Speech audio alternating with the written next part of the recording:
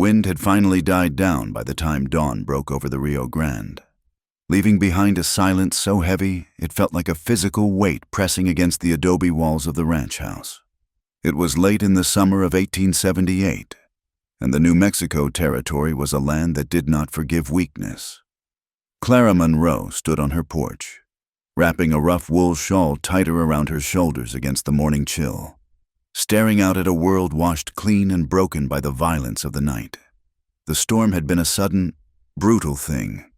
It had torn through the canyon like a living beast, turning the dry creek beds into raging torrents of brown water and tearing the limbs from the ancient cottonwood trees. Now, the sky was a bruised purple, slowly bleeding into a pale, hard blue. Clara was 30 years old, though the harsh sun and the unrelenting wind had etched fine lines around her eyes that made her appear older. She was a woman built of endurance. 2 years had passed since her husband, Samuel, had been buried in the rocky soil behind the house, dead from a knife wound in a saloon brawl in Las Cruces. She did not miss him. She missed the protection a man offered in this savage country, and she missed the extra hands for the labor. But she did not miss the smell of whiskey on his breath or the heavy thud of his fist against the table, or against her. She stepped off the porch, her boots sinking slightly into the mud. The air smelled of wet sagebrush and ozone, a scent that usually brought her peace. But today her stomach was knotted with a strange unease. She needed to check the barn.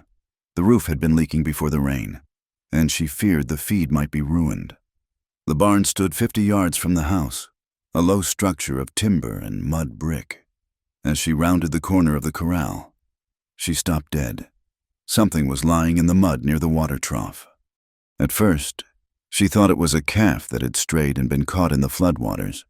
But as she drew closer, stepping cautiously through the muck, the shape resolved itself into something far more terrifying. It was a man. He was lying face down, his body half submerged in a puddle of silt and rainwater. He was not wearing the denim and flannel of a rancher, nor the blue wool of the cavalry. He wore buckskin leggings that were dark with water and blood, and his back was bare, revealing skin the color of copper and burnished bronze. Long black hair, matted with mud, fanned out across his shoulders. An Apache. Clara's heart hammered against her ribs like a trapped bird. The stories told in town were enough to freeze the blood of any settler. The Apache were ghosts of the desert, raiders who struck without warning and left only smoke and silence in their wake. Instinct screamed at her to run, to bar the door of her house and load the Winchester she kept above the mantel. But he did not move. She took a step closer, her breath coming in shallow gasps. He was clearly injured.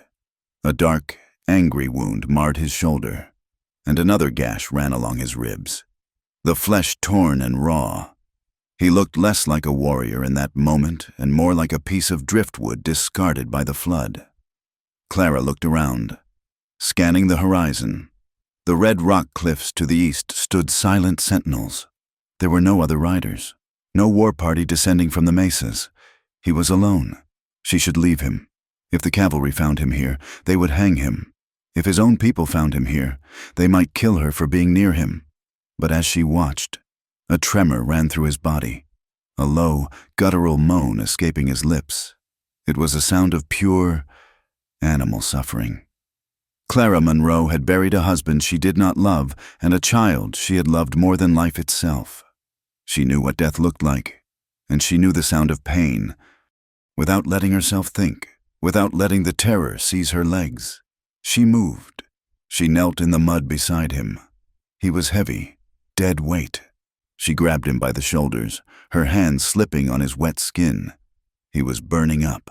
The heat radiating from him was shocking against the cool morning air. "Lord, help me," she whispered, the words snatched away by the breeze. She hooked her arms under his, gritting her teeth, and pulled. He was immense, solid muscle and bone, but desperation gave her strength she did not know she possessed. She dragged him inch by agonizing inch toward the barn door. Her boots slipped, and she fell once to her knees, panting, but she scrambled up and pulled again. Inside the barn, the air was dry and smelled of hay and old leather. She dragged him into an empty stall in the back. Hidden behind a stack of crates and dusty harnesses, she managed to roll him onto a pile of straw, collapsing back against the wood partition, her chest heaving. The warrior lay on his back now. His face was sharp, defined by high cheekbones and a strong, angular jaw. Even in unconsciousness, there was a severity to him. He looked nothing like the men she knew, men of soft bellies and sunburned necks. He looked like he had been carved from the very rock of the territory.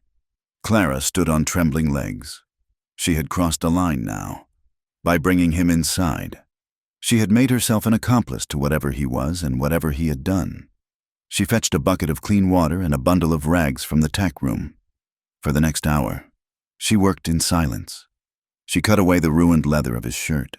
The wound on his shoulder was a gunshot, clean through, but infected. The gash on his side looked like it had come from a knife or a jagged rock during the flood.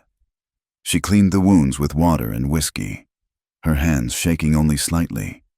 When the alcohol touched his torn flesh, he flinched, his brow furrowing, but he did not wake. She remembered tending to Samuel after his fights. He would curse her, blaming her for his clumsiness or his bad luck. This man was silent. There was a dignity in his silence that unsettled her. By noon, the sun was high and blistering. The desert had returned to its usual state, a furnace of light and heat. Clara went back to the house to wash the blood from her hands. She scrubbed until her skin was red. Staring at her reflection in the small mirror above the basin, her eyes looked wide and frightened. "You are a fool. Clara Monroe," she told herself. "You are a lonely, desperate fool." But she went back to the barn. 3 days passed in a blur of fear and routine. Clara moved like a ghost on her own land, constantly watching the road. Every puff of dust on the horizon made her stomach drop. She tended to the chores, feeding the chickens, mending the fence the storm had damaged, but her mind was always in the back stall of the barn. The Apache, she did not know his name, drifted in and out of the darkness.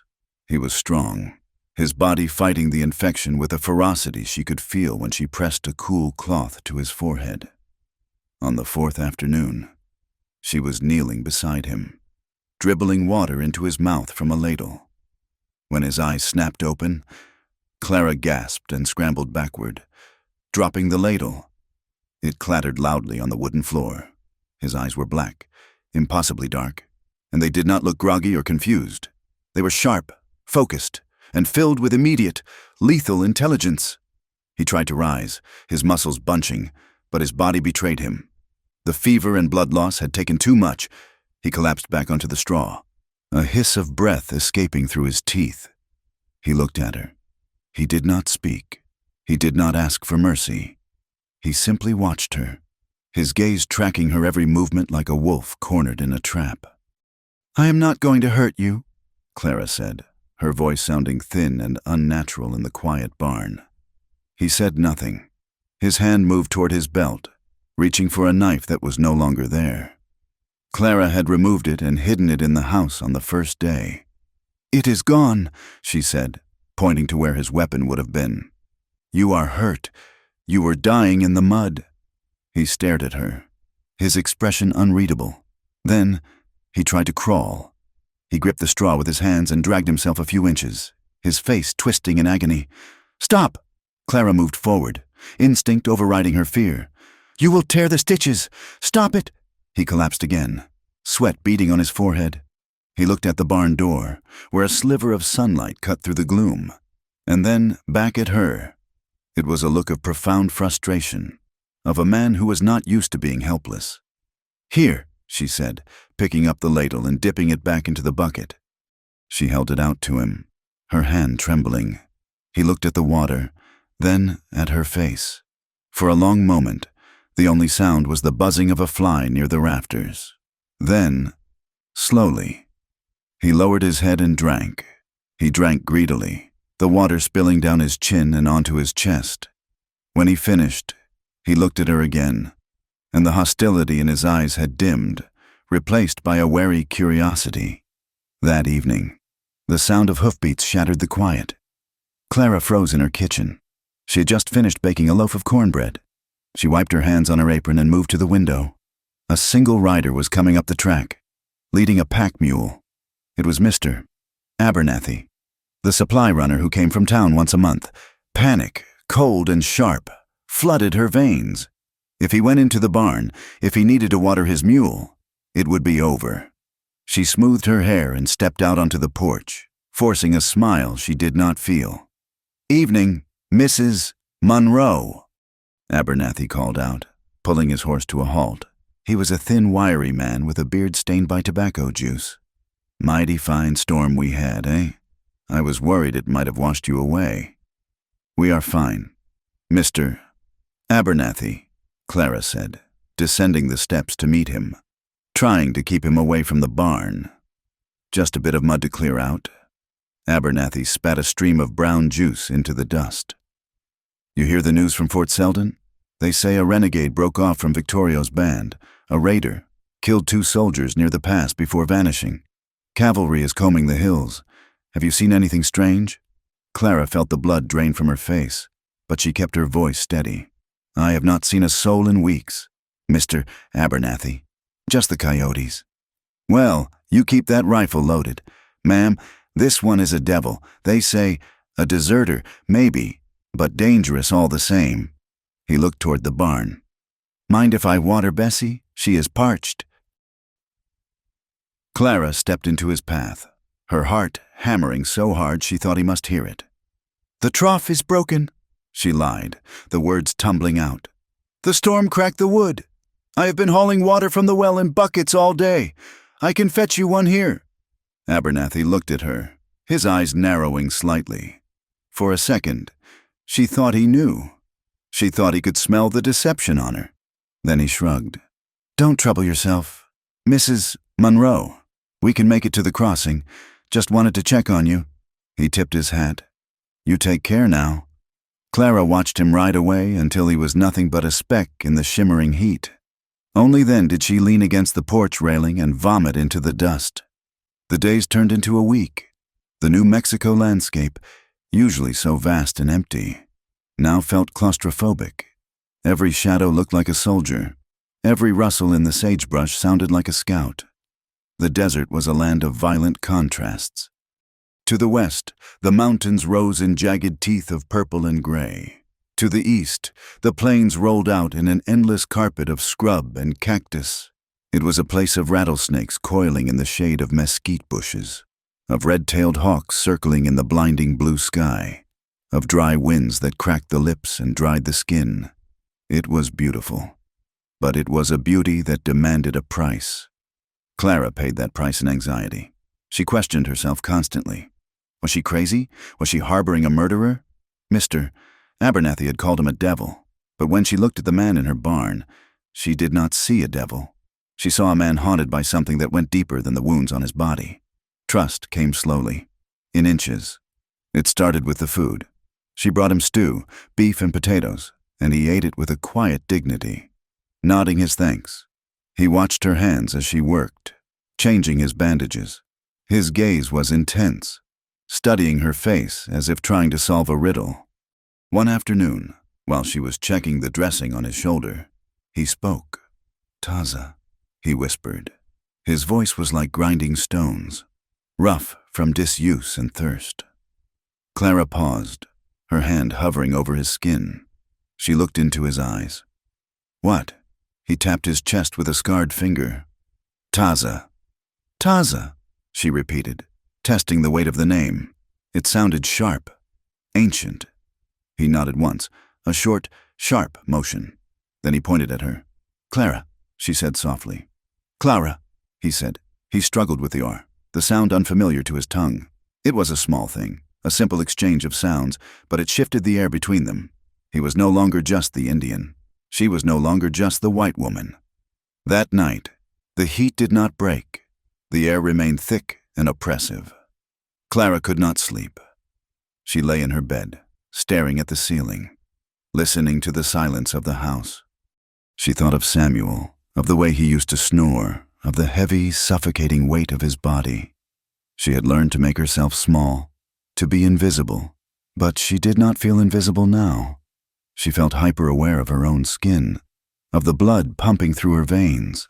She found herself thinking of Taza in the barn. She thought of the broad sweep of his shoulders, the way the muscles in his arms corded when he tried to move. He was beautiful in a terrifying way. She swung her legs out of bed, ashamed. "He is a savage," the voice of her upbringing whispered. "He is the enemy. He is a man," another voice answered. "And he is alive." She walked to the window and looked out at the barn. A faint glow of moonlight washed over the roof. Suddenly, a cry shattered the night. It came from the barn, a high, keen sound of distress. Clara grabbed her shawl and ran, her bare feet slapping against the hard-packed earth. When she burst into the stall, Taza was thrashing in the straw. The fever had spiked again. He was caught in a nightmare, his head tossing from side to side, his hands clawing at the air as if fighting off invisible attackers. He shouted in his own tongue, words that sounded like jagged glass. "Dien, Ndi!" he cried out, his voice cracking. Clara dropped to her knees beside him. "Taza! Taza! Wake up!" She grabbed his hands, trying to steal him. His skin was burning hot. He looked at her, but he did not see her. His eyes were wide with horror, seeing ghosts she could not imagine. He wrenched his hand free and struck out, hitting her shoulder. It wasn't a hard blow, but it knocked her back. He curled into himself, shaking violently. Clara ignored the pain in her shoulder. She moved back to him. But this time she did not try to restrain him. She placed a cool hand on his forehead and leaned close. "Shh," she whispered. "You are safe. You are safe here." He continued to mutter, his breathing ragged. Clara did the only thing she could think of. She began to hum. It was a melody from her childhood, a song her mother had sung to her back in Tennessee, long before the wagon trains and the dust and the death. "Hush, little baby.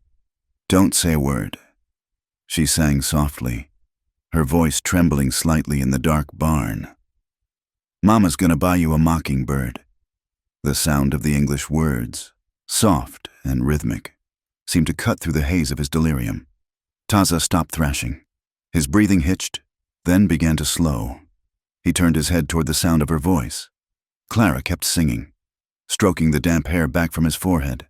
She sat there in the straw, in the middle of the vast, lonely desert, singing a lullaby to a warrior who had killed men and seen things that would break a weaker soul. Slowly, the tension left his body. His eyes closed. His hand, which had been clenched into a fist, relaxed and fell open against his chest. Clara stopped singing, but she did not move away. She sat in the silence, listening to the wind pick up outside, rattling the loose boards of the barn. She looked down at him, at the sharp lines of his face softened by sleep. She was alone in a land that wanted to kill her, harboring a man the world wanted dead. She knew, with a terrifying certainty, that her life had changed irrevocably. The safe, lonely existence she had built since Samuel's death was gone. Taza shifted in his sleep, his hand moving blindly until his fingers brushed against the fabric of her skirt. He gripped it, holding on as if it were a lifeline. Clara stared at his hand, dark against the pale cotton. She did not pull away. Outside, a coyote howled at the moon, a lonely, yearning sound that echoed the strange ache blooming in her chest. She rested her head against the wooden stall partition and waited for the dawn. The weeks that followed the storm were a slow, grinding test of endurance. The New Mexico sun returned with a vengeance, baking the mud of the Rio Grande Valley into a cracked mosaic of hard earth. Inside the barn, the air remained thick and still, smelling of dry hay and the sharp tang of the liniment Clara used to dress the Apache's wounds. Taza was healing.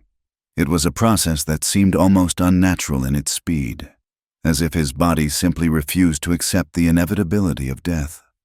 The fever that had raged through him like a brush fire had burned itself out, leaving him gaunt but clear-eyed. He no longer drifted in the dark waters of unconsciousness. Instead, he spent his days sitting propped up against the wooden stall partition, his black eyes tracking Clara's every movement with the intensity of a hawk watching a field mouse. He was stoic, a statue carved from mahogany and grief. He did not complain when she poured the stinging whiskey over the knitting flesh of his shoulder. He did not wince when she tightened the bandages around his ribs. He simply endured. One afternoon, the heat was particularly stifling. Clara knelt beside him in the straw, a basin of warm water and a rag in her hands.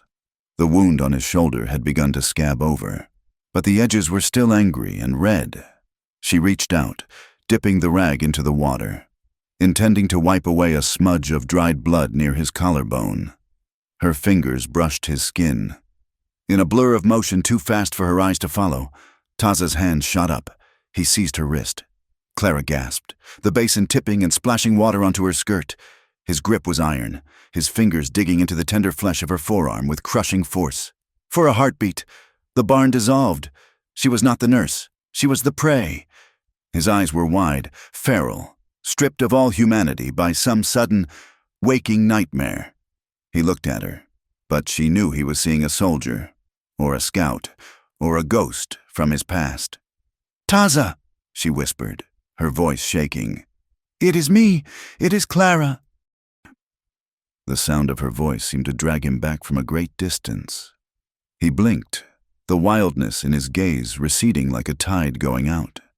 He looked at her wrist, trapped in his dark hand, his knuckles white with tension. He looked at her face, pale with fear. Abruptly, he released her. He did not apologize. He did not speak. He simply turned his face away, staring at the dusty floorboards, his chest rising and falling in a slow, controlled rhythm. Clara rubbed her wrist, where the red marks of his fingers were already blooming. Her heart was hammering against her ribs, a frantic drumbeat of terror. But beneath the fear, there was something else, a sudden, piercing understanding. He had not meant to hurt her. He was a creature of war, and she had startled him. She did not leave. She righted the basin and dipped the rag again. "My husband used to grab me like that," Clara said. The words hung in the hot air. She had not meant to say them. She had not spoken of Samuel to a living soul since the day the undertaker had thrown the last shovel of dirt onto his pine box. But the silence in the barn was a heavy thing, and it demanded to be filled. Taza did not look at her, but his head tilted ever so slightly. He was listening. Clara continued, her voice gaining a quiet strength as she worked, wiping the sweat from his brow. "He was a big man, strong, like you, but his strength was a mean thing. It was whiskey strength." She paused, wringing out the cloth. "He brought me out here from Tennessee with promises of a cattle empire. He said we would be rich. He said the land was ours for the taking." She looked at the rough-hewn walls of the barn. But the land took him instead. It took everything. He started drinking when the first herd died of thirst. Then he started hitting. First it was just words. Then it was his fists. She touched the faded scar on her chin, a souvenir from a night Samuel had come home having lost his saddle at a card table.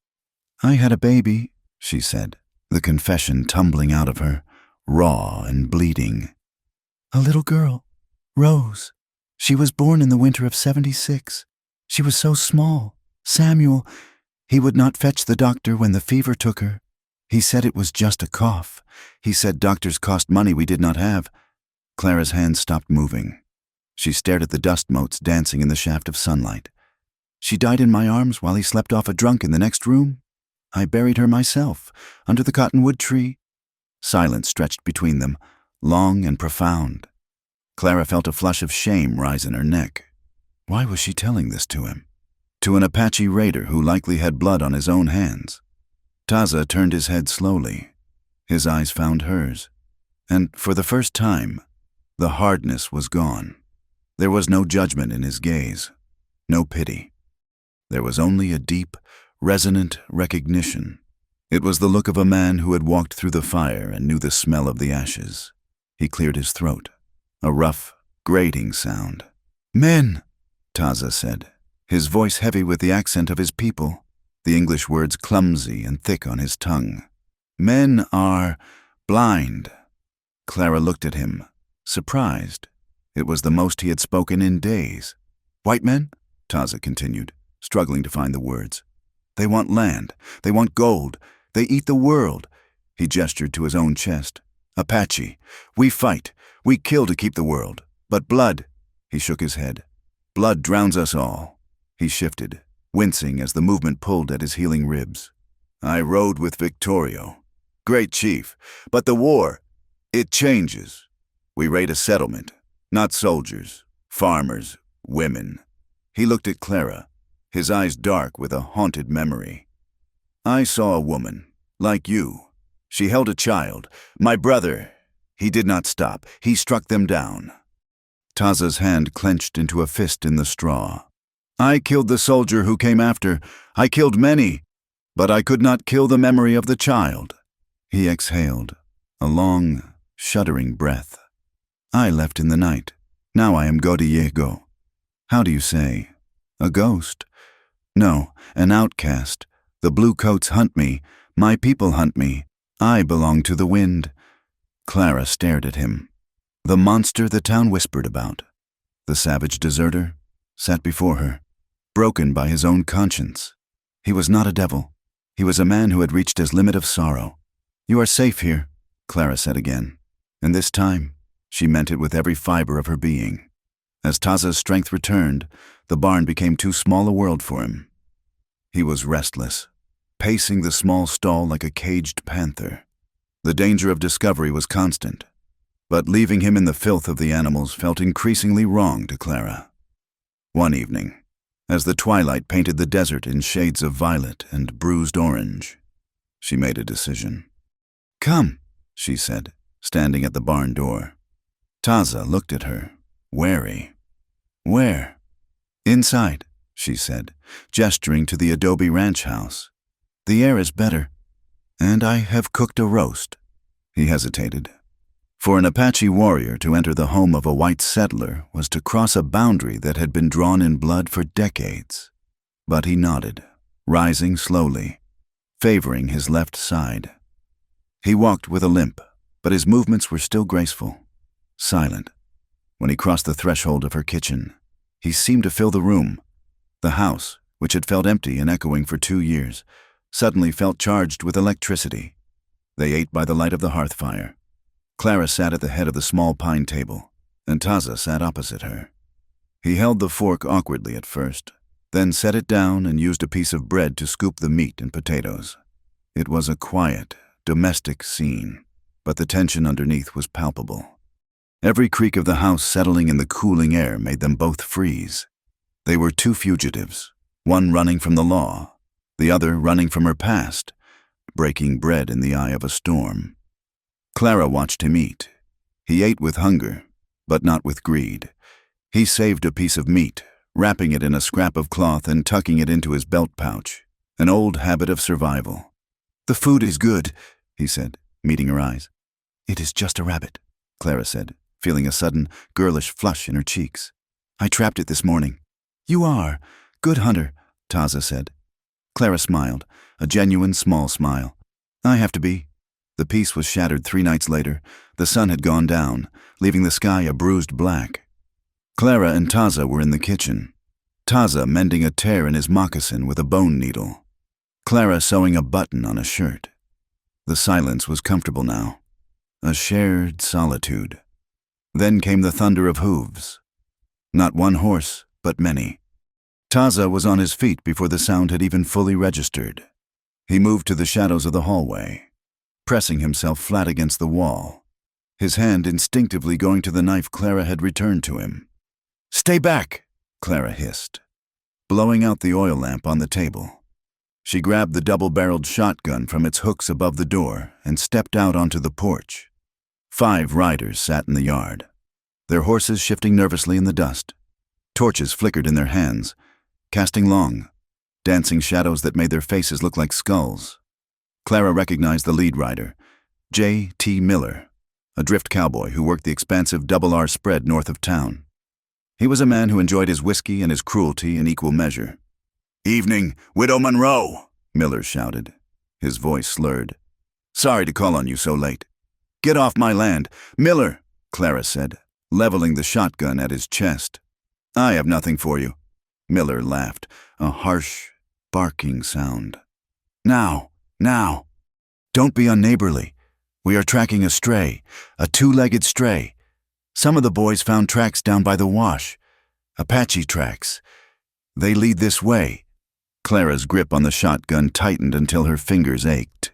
I have seen no tracks, and I have seen no Apache. If I had, he would be dead. Maybe, Miller sneered, leaning over his saddle horn. Or maybe a lonely woman gets scared. Maybe she hides things. We are just going to take a look in that barn of yours. Make sure you are safe. You will do no such thing, Clara said, her voice hard as flint. You step foot in my barn, and I will put a hole in you the size of a dinner plate. Sheriff or no, a man breaks into a widow's property at night. The law is on my side. The other men muttered, uneasy. They knew Clara Monroe was a recluse, but they also knew she had survived alone in this territory for 2 years. She was not a woman who bluffed. Miller spat into the dirt. He looked at the dark house, then at the shotgun, then at the barn. You are making a mistake. Clara, if you are hiding a savage, the town won't take kindly to it. The only savages I see are the ones waking me up in the middle of the night, Clara retorted. Ride on, Miller, before my finger slips. For a long, agonizing moment, Miller held her gaze. Then, with a curse, he yanked his reins. Crazy bitch, he muttered. Come on, boys, let's check the ridge. They wheeled their horses and galloped off into the dark, the torchlight fading until it was swallowed by the desert night. Clara stood on the porch for a long time, the shotgun shaking in her hands. Her knees felt like water. She lowered the weapon and leaned against the doorframe, gasping for air. A hand touched her shoulder. She jumped, spinning around. Taza was there. He had come out of the shadows. He looked at the retreating dust cloud, then down at her. You, he said, his voice low and fierce. You stood. They would have killed you, Clara whispered. They would have dragged you out and hanged you. Taza stepped closer. The distance between them seemed to vanish. Most warriors. They run when the enemy has fire. You stood, you have heavy heart, strong heart. He reached out, and this time, he did not grab her wrist. He touched the back of her hand, his fingers rough and warm against her skin. It was a touch of reverence. You are a brave woman, he said. The touch sent a jolt through Clara that had nothing to do with fear. She looked up at him, at the sharp planes of his face illuminated by the moon. I am not brave, she denied. I was terrified. That is why you are brave. Taza said. The next evening, the air was thick with the promise of rain. The humidity made the heat stick to the skin like oil. Taza had been working his muscles, testing his strength, and he was covered in a sheen of sweat and the grime of the sickbed. I need water, he said. To wash. Clara nodded. She filled the large tin tub in the lean-to off the kitchen, heating kettle after kettle on the stove until the steam curled in the air. She gave him a bar of lye soap and a clean towel. I will leave you, she said, turning to go. Wait, Taza said. He stood by the tub, stripped to the waist. My back, I cannot reach the wound. Clara hesitated. To wash a man who was not her husband, was an intimacy that violated every rule she had been raised with, but the rules of the civilized world felt very far away tonight. All right, she said softly. She took the rag and lathered it with soap. Taza sat in the tub, the water lapping at his waist. Clara moved behind him.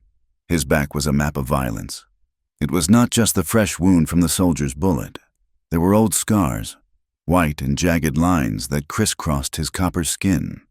There were burn marks. There were the puckered circles of arrow wounds from long-ago battles with the Comanche. His body was a history book written in pain. Clara traced the line of an old scar near his spine with her fingertips. So much pain, she whispered. Taza bowed his head. It is the price of living. She began to wash him, moving the cloth in slow, circular motions. She washed the broad expanse of his shoulders, the dip of his spine, the hard muscles of his arms. It was a ritual. holy and quiet. She washed away the dirt, the blood, the fear. As she rinsed the soap from his skin, her breath caught in her throat. He was magnificent. Despite the scars, despite the starvation and the fever, there was a raw, undeniable power in him. Taza turned in the water, catching her hand before she could pull away. He looked up at her, water dripping from his hair. "Why?" he asked. "Why are you helping me?" "Clara." Clara looked down at him. She thought of the town that had turned its back on her when Samuel died. She thought of the women who crossed the street to avoid the poor widow. She thought of the silence of her empty house. "Because no one helped me when I needed it," she said, her voice trembling. "When my baby died, when Samuel hurt me, I screamed, Taza, I screamed for help, and the world just watched. I would not be the one who watches." Taza's eyes softened, the black depths filling with an emotion she could not name. He squeezed her hand, then let it go. "Thank you," he said. That night, the storm broke. It started with a low rumble of thunder that shook the adobe foundations, followed by the steady, drumming rhythm of rain on the roof. It was a good sound, a sound of life returning to the desert. Clara lay in her bed, listening to the rain. She drifted into a restless sleep. In her dream, she was standing in the middle of the Rio Grande. The water was cool and clear. Taza was there. He was not wounded. He was whole. He walked toward her across the water, his eyes locked on hers. He reached out and touched her face, his thumb tracing her lower lip. He did not speak, but the heat of his touch burned through her dream. She woke up with a gasp. The room was dark, lit only by the flashes of lightning through the window. The rain was hammering harder now, a relentless torrent. She was not alone. Taza was standing in her doorway. He was shirtless, wearing only the buckskin leggings she had cleaned for him. The lightning flashed, illuminating him in a stark, sudden burst of white light. He looked wild, elemental, like the storm itself had taken human form. He did not speak. He stood there, solemn and waiting. He was giving her a choice. He would not cross the threshold to her bed without her permission. Clara sat up, her heart pounding a frantic rhythm against her ribs. She knew what this was. She knew that if she invited him in, there would be no going back. She would be the lover of an Apache outlaw. She would be ruined in the eyes of God and man. She did not care. "Taza," she breathed. He crossed the room in 3 long strides. He stopped at the edge of the bed, looking down at her. His breathing was heavy, ragged. Clara reached up. Her hand trembled as she touched his chest, feeling the hard thud of his heart beneath the warm skin. He made a low sound, half groan, half prayer, and sank to his knees beside the bed. His hands came up to cup her face. His calloused thumbs brushed her cheekbones, wiping away a tear she hadn't realized had fallen. "Clara," he whispered, as if her name was a sacred text. He leaned in. The kiss was hesitant at first, a question, a testing of boundaries. His lips were firm, tasting of rain and smoke. Clara froze for a second, the memory of Samuel's rough, demanding kisses rising up to choke her. But Taza was not Samuel. He pulled back slightly, sensing her fear. He waited. Clara surged forward. She wrapped her arms around his neck, tangling her fingers in his damp hair, and pulled him back to her. The hesitation shattered. They kissed with a hunger that had been building for weeks, a desperate, starving need. It was a kiss of 2 people who had been hollowed out by loss and were trying to fill the empty spaces with each other. Taza's mouth was hot, demanding, but his hands were gentle, almost reverent. He pulled her up from the mattress, pressing his body against hers. The heat of him seared through her thin nightgown. They fell back onto the bed, a tangle of limbs and longing. Outside, the thunder cracked, shaking the world. Inside, the silence of 2 years was broken by the sounds of breath and skin and the soft, weeping cries of release. It was not gentle loving. It was fierce. It was a reclaiming. Taza loved her with a restrained intensity, as if he were afraid he might break her. But Clara met him with a fire of her own. She traced the scars on his back with her fingernails, claiming his pain as her own. She kissed the hollow of his throat, the line of his jaw. For the first time in her life, Clara was not a possession. She was a partner. She was desired, not just used. When the storm finally passed, leaving behind the steady drip of water from the eaves, they lay tangled together under the quilt. Taza's arm was thrown over her waist, holding her close against his side. Clara rested her head on his chest, listening to his heartbeat slow to a steady, rhythmic thrum. She traced the line of the bullet wound on his shoulder, now just a puckered pink scar. "We are in trouble," she whispered into the darkness. Taza tightened his arm around her, pulling her closer. He kissed the top of her head. "Yes," he said, his voice rumbling in his chest. "But we are alive." Clara closed her eyes. For the first time in 2 years, she fell asleep without fear, safe in the arms of the enemy who had become her savior. The gold buried in the hills was still a secret between them, a promise of danger yet to come. But for tonight, the only treasure that mattered was the steady rise and fall of his breath against hers. The morning sun did not bring the shame Clara had feared. Instead, it brought a clarity that was as sharp and blinding as the light reflecting off the white gypsum sands to the west. When she woke, the space beside her was empty, the sheets cool to the touch, but the imprint of Taza's body was still visible in the mattress. She rose slowly, her body aching with a pleasant, unfamiliar heaviness. The storm had passed, leaving the sky a polished turquoise, innocent of the violence of the night before. But inside the adobe house, the air had changed. The silence that had once felt hollow and lonely now felt pregnant with meaning. She found him in the kitchen. He was fully dressed in his buckskins, his back to her, checking the load in the old Colt revolver she kept in the pantry. He spun around when she entered, his movement fluid and silent. They looked at one another across the rough pine table. There were no words at first, just a shared acknowledgement of the line they had crossed. Clara felt a flush rise in her cheeks, but she did not look away. "You should eat," Clara said, her voice steady despite the flutter in her chest. "There is cornbread left." Taza shook his head. His face was grim, the softness of the previous night replaced by the hard mask of the warrior. "No time. The storm washed away tracks, but the mud will hold new ones. The men who came, they will return. With dogs." Clara moved to the stove, engaging in the ritual of making coffee to steady her hands. "Then we will be ready. I have the shotgun. You are healing." "I must go," Taza said. The words were a stone dropped into a deep well. Clara froze, the coffee pot suspended in her hand. She turned slowly. "What did you say?" "I must go," he repeated, stepping closer.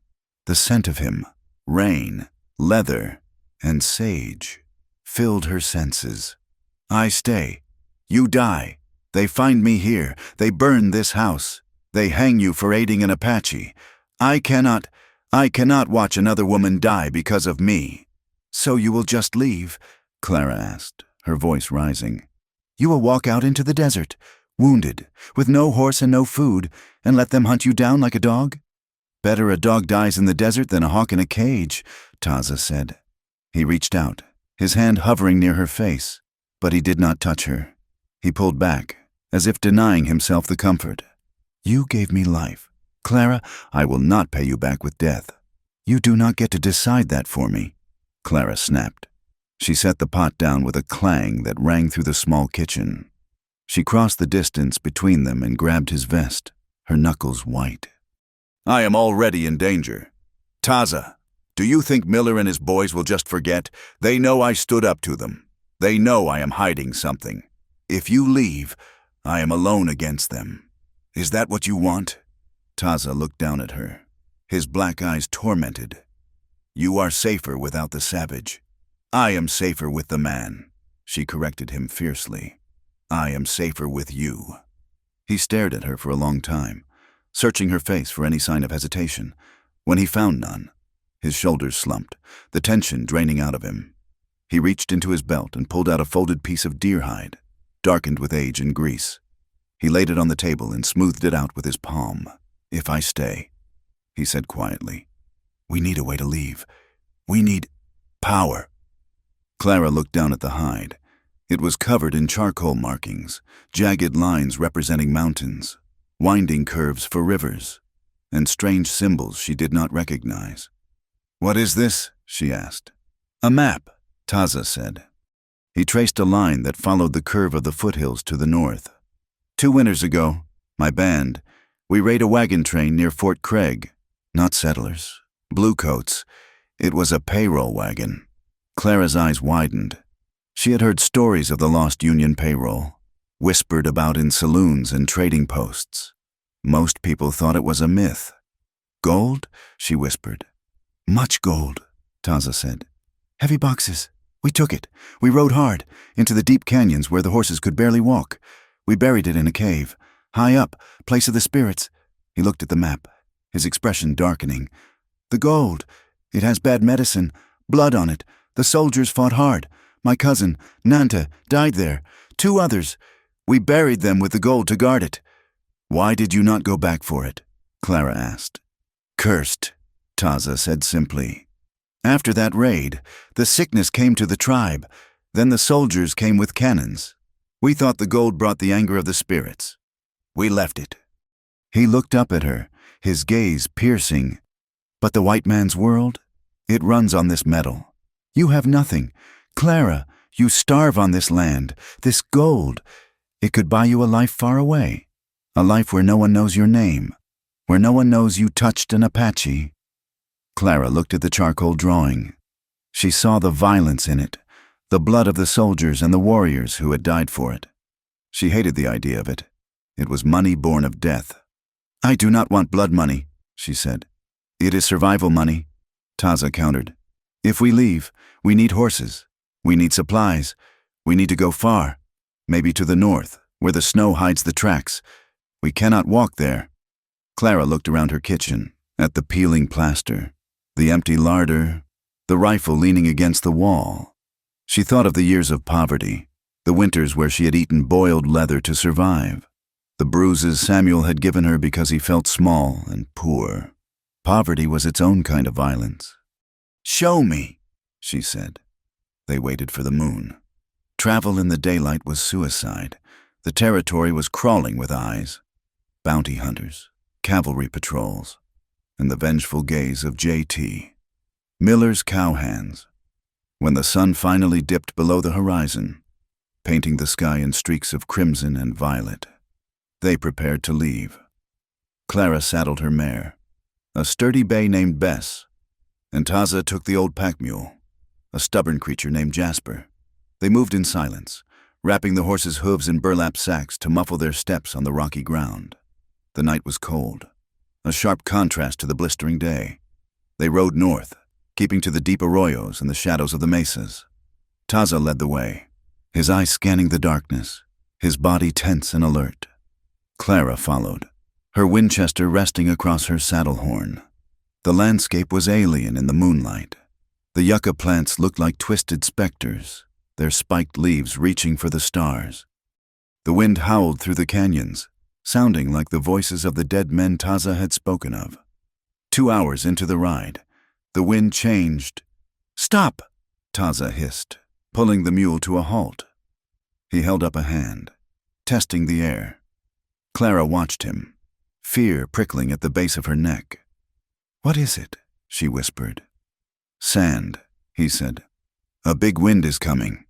Before Clara could ask what he meant, the stars to the west disappeared. A wall of darkness was moving toward them, swallowing the mountains. Then the foothills. It was a dust storm, a haboob, generated by the pressure shifts of the changing season. "Cover your face," Taza shouted, his voice nearly lost in the sudden roar of the wind. He dismounted and grabbed the mule's lead rope, moving back to grab Bess's bridle. "Get down! We must find shelter!" Clara slid from the saddle just as the wall of dust hit them. It was like being struck by a physical blow. The air turned instantly into a gritty, choking soup. Visibility dropped to 0. Clara could not see Taza, though he was only 3 feet away. She could only feel his hand gripping her arm, dragging her forward. They stumbled blindly through the roaring dark. The sand scoured their skin. stinging like 1,000 needles. Clara pulled her shawl up over her nose and mouth, squinting her eyes shut, letting Taza guide her. They walked for what felt like an eternity, the horses whinnying in panic, fighting the leads. Clara stumbled over a rock and fell hard, scraping her knees, but Taza hauled her up without a word, pulling her into the lee of a large boulder formation. They huddled together against the rock, the horses turning their tails to the wind. Taza pulled Clara into his chest, shielding her with his body and the heavy wool blanket he carried. "Breathe slow," he shouted into her ear. "It will pass." Clara buried her face in his buckskin shirt. She could feel the grit in her teeth, in her eyes. She felt small and insignificant against the raw fury of the land. But she also felt the solid, unyielding strength of the man holding her.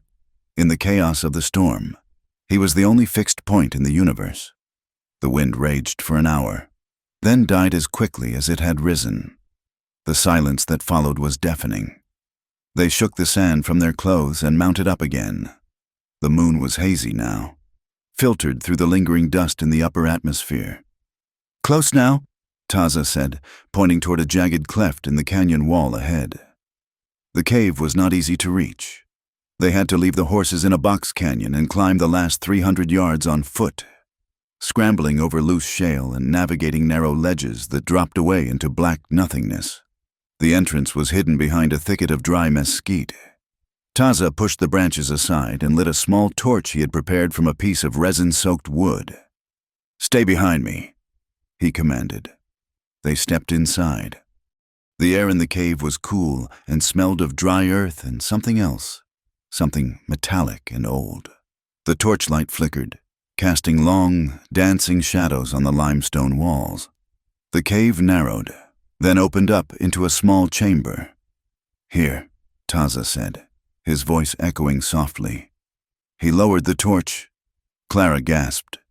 In the center of the chamber, half buried in a slide of rocks and dirt, were the remains of 3 men. They were skeletons now, their clothes rotted away to tatters of leather and cloth. A rusted rifle lay across the chest of one. An arrow shaft protruded from the ribs of another, but beneath them, glinting dully in the torchlight, were the boxes, heavy, iron-bound strong boxes, the wood stamped with the faint, fading letters of the U.S. Army. One of the boxes had been smashed open, likely by the rockfall. Gold coins spilled out like a river of frozen fire. It was more money than Clara had ever seen in her life. It was more money than the entire town of Las Cruces saw in a year. It was freedom. It was a ranch in Colorado. It was warm clothes and full bellies. But Taza was not looking at the gold. He was looking at the bones. He dropped to his knees, the torch trembling in his hand. He reached out and touched the skull of the skeleton nearest to him. He spoke in Apache, a low, keening sound of grief and apology. "Nanta," he whispered. "Forgive me." Clara watched him, her heart breaking. She realized then that for him, this was not a treasure hunt. It was a graveyard visit. He was robbing the tomb of his brothers to save her. She knelt beside him, ignoring the gold. She wrapped her arms around his shoulders, pulling him back from the edge of the memory. "They are at peace, Taza," she said softly. "They are with the spirits. They would want you to live." He shuddered, a dry sob racking his chest. "I left them. I should have died with them." "No," Clara said firmly. She turned his face to look at her. "You were spared. Maybe you were spared for this, to take this curse and turn it into a life. Do not let their death be for nothing." Taza looked at her, the firelight reflecting in the wetness of his eyes. He took a deep breath, steeling himself. He nodded once. "We take it," he said, his voice rough. "We take it and we go." They worked quickly, driven by the fear of the coming dawn. They could not take the boxes, they were too heavy. Instead, they filled the saddlebags they had brought, scooping the heavy $20 gold pieces by the handful. The coins were cold and heavy, sliding against each other with a seductive clink. They filled the bags until they could carry no more. Taza said a final prayer over the bones, moving a few rocks to better cover his kinsmen. Then they extinguished the torch and made the treacherous climb back down to the horses. The ride back was tense. The weight of the gold in the saddlebags changed the rhythm of the horses. They moved slower, heavier. Dawn was threatening the eastern horizon, painting the sky in shades of bruised purple. When they reached the narrow pass that led back to the valley floor. "We are almost there," Clara said, exhaustion making her voice slur. "Quiet," Taza snapped. He pulled Jasper the mule to a halt. His head snapped up, his nostrils flaring. "What is—" Clara began. The crack of a rifle shot shattered the morning silence. It was a thunderclap, sudden and deafening. Taza jerked violently in his saddle. A spray of blood misted the air, bright red against the pale dust. He let out a sharp grunt and slumped forward over the mule's neck. "Taza!" Clara screamed. "Ride!" Taza shouted, his voice strained. He kicked the mule, trying to force it into a run. The animal panicked, bucking and twisting. A man stepped out from behind a cluster of boulders 50 yards ahead. He was tall, wearing a long duster coat and a flat-brimmed hat. He held a smoking Sharps buffalo rifle in his hands. It was not Miller. It was a stranger. A man with a face like dried leather and eyes that held no soul. A bounty hunter. He had been waiting. He had found the tracks. Or maybe he had just been watching the ranch, waiting for the rat to come out of the hole. He levered the rifle, ejecting the spent shell and sliding a new cartridge into the chamber with a metallic clack-clack. "Get down off that mule, boy," the man called out, his voice calm and professional. "Or the next one goes in your head."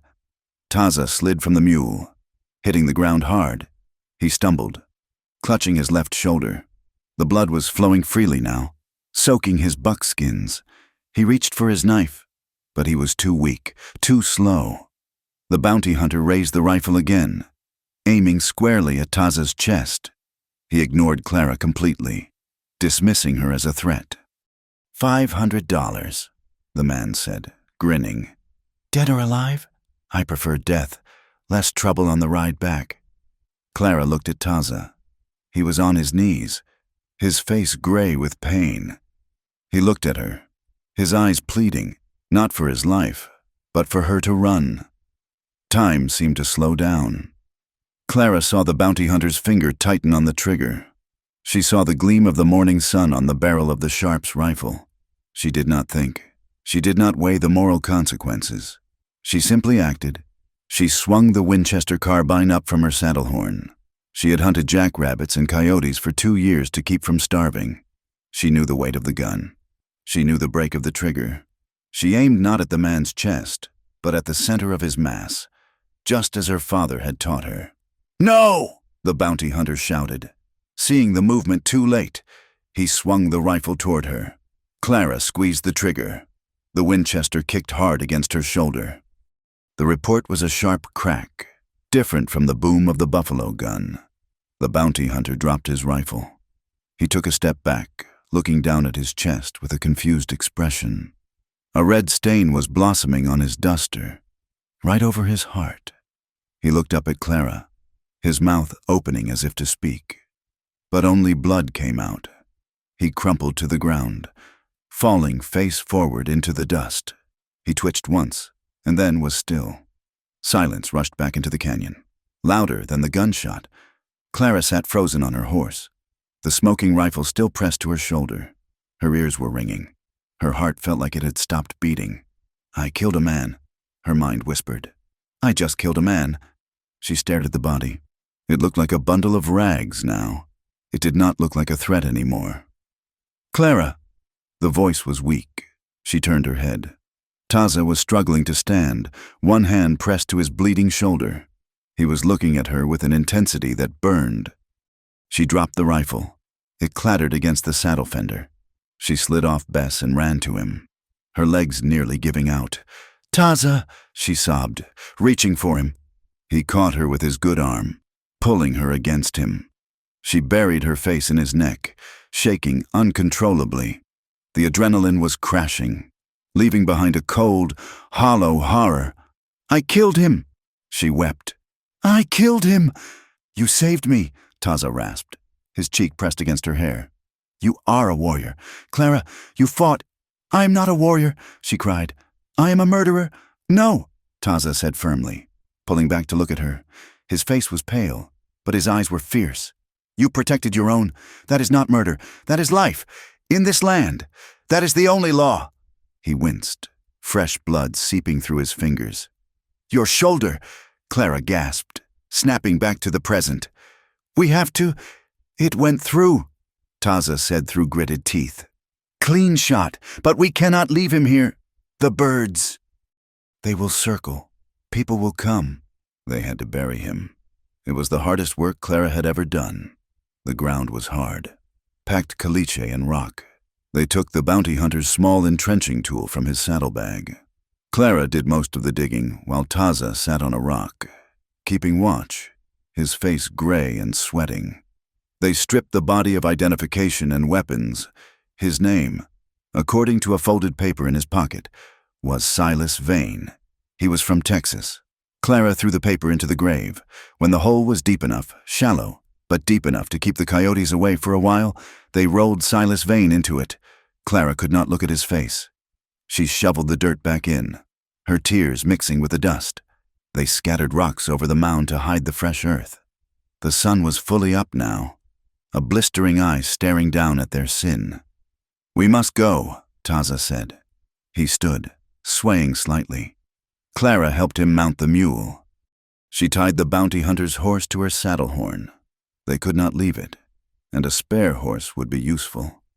They rode the last mile to the ranch in silence. The saddlebags heavy with gold hung on the mule, a fortune in blood and history. But Clara did not feel rich. She felt heavy. She felt the weight of the Winchester in its scabbard, a weight that seemed to have increased tenfold. She looked at Taza's back, at the dark stain spreading on his shirt. She had crossed the final line. She had killed for him. There was no going back to the woman she had been yesterday. That woman was gone, buried in the grave with Silas Vane. She rode closer to Taza, reaching out to rest her hand on his thigh. He covered her hand with his own blood-stained fingers and squeezed. They were bound now, not just by love, but by the terrible, unbreakable covenant of shared survival. The bullet from the bounty hunter's Sharps rifle had done more damage than they first realized. It had punched through the meat of Taza's shoulder, missing the bone by a fraction of an inch. But it had carried with it the filth of the desert, dust, grease, and the lead itself. By the time they limped back to the ranch, Taza was already burning with a heat that had nothing to do with the midday sun. The days that followed were a blur of gray terror for Clara. She had killed a man to save him, yet death seemed determined to take him anyway. The infection set in with terrifying speed, turning the wound angry and red, streaks of poison radiating across his chest like lightning bolts.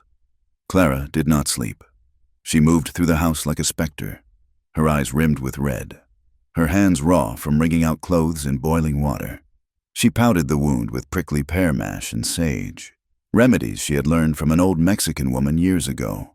But the fever refused to break. Taza spent the nights tossing in the bed, her bed. He no longer slept in the barn. That pretense was gone.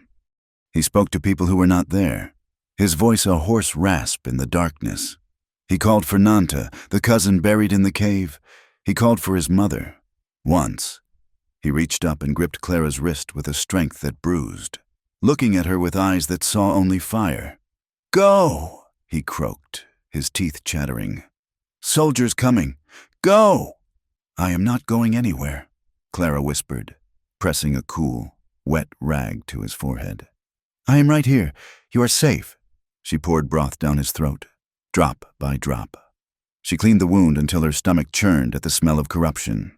She prayed to a God she had stopped believing in 2 years ago, begging for a bargain she knew she had no right to make. Let him live, and I will bear any sin. Just let him live. On the 5th night, the fever broke. Clara had fallen asleep in the rocking chair by the bed, her head resting on the mattress. She woke to the feeling of a hand on her hair. It was a weak touch, barely the weight of a sparrow, but it was steady. She lifted her head. Taza was watching her. His eyes were sunken, and his skin was the color of old parchment. But the madness was gone. "You stayed," he whispered. Clara covered his hand with hers and pressed her cheek against his palm, weeping silently. As Taza's strength returned, slowly and painfully, the reality of their situation began to settle over the ranch like a suffocating blanket. They were alive, but they were living on borrowed time.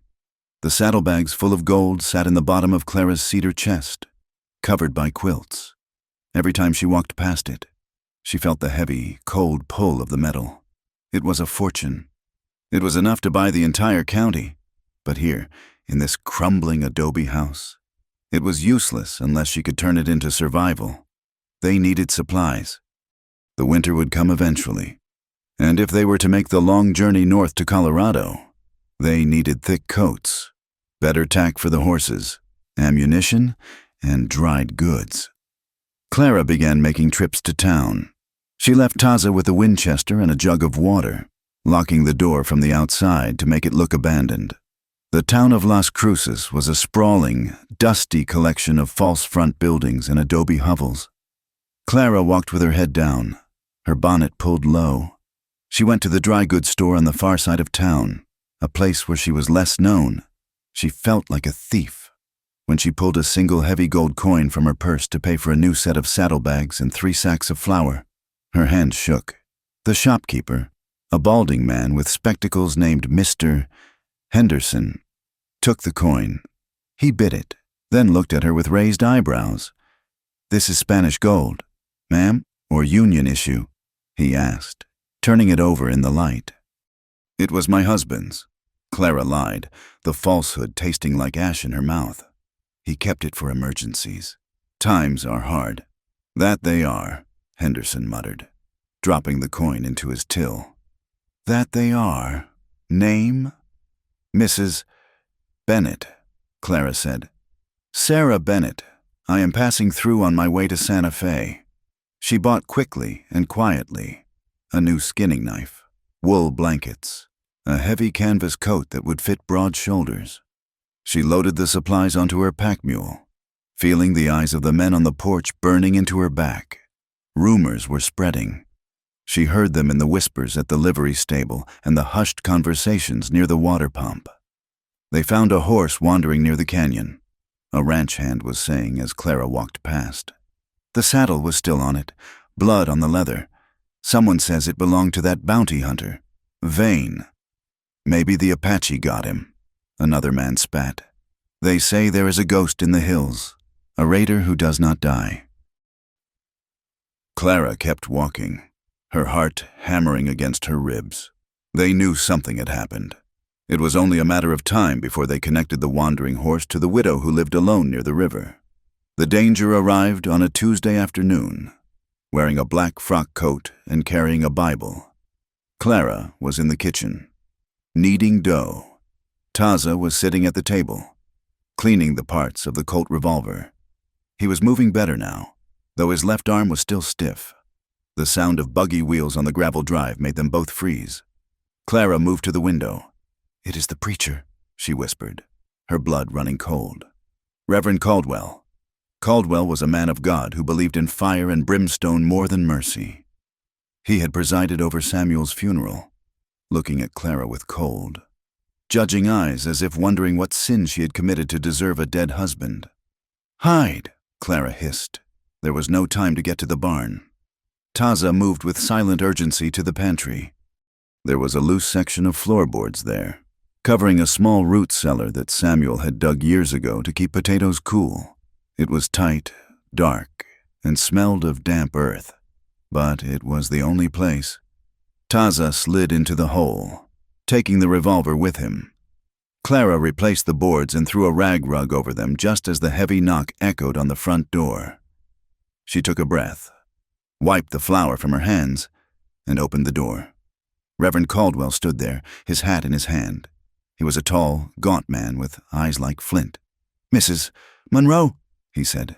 His voice was deep, rolling like distant thunder. "I have not seen you at Sunday service in many months.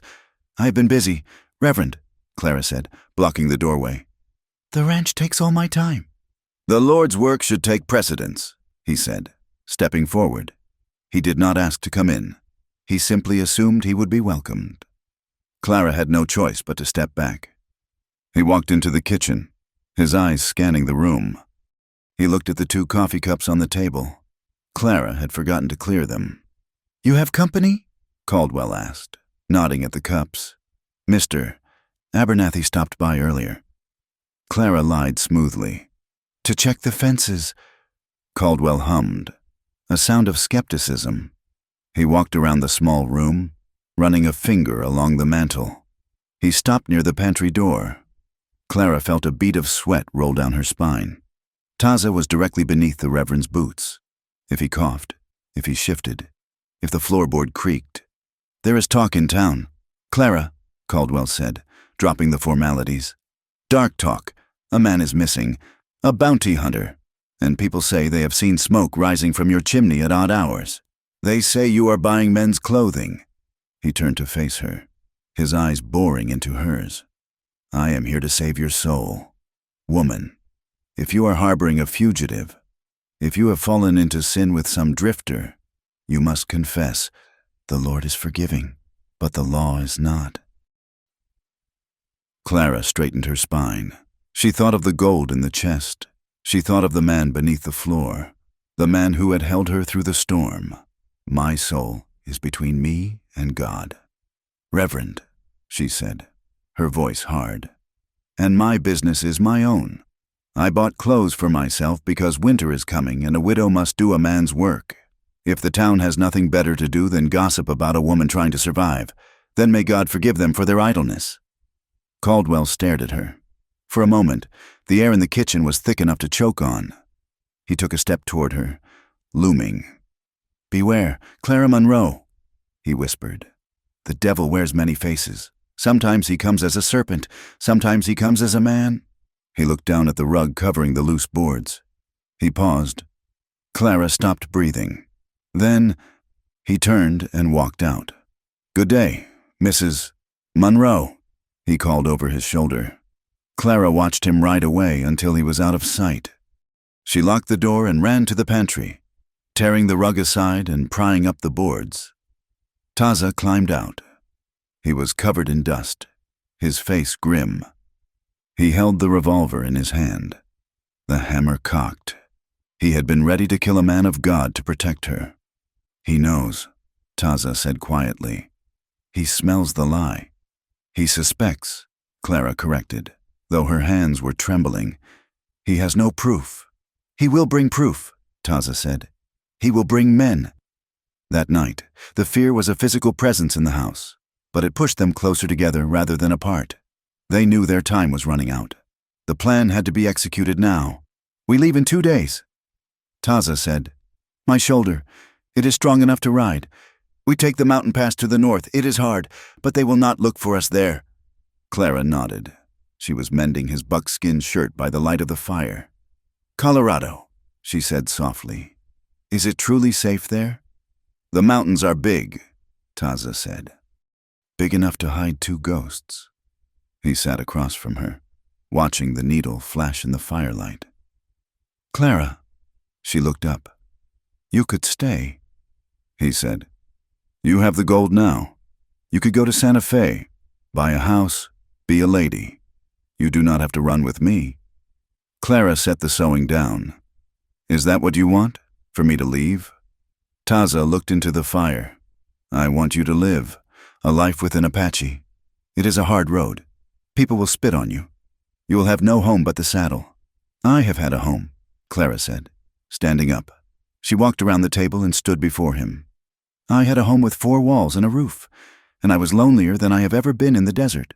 A home is not a wall." "Taza." She reached out and touched his face.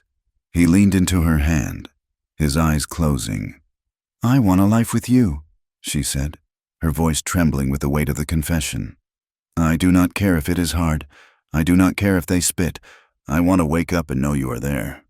I want to know that I am not invisible." Taza opened his eyes. They were wet. "I have never wanted things," he said, his voice rough. "A warrior does not want. He takes, or he gives.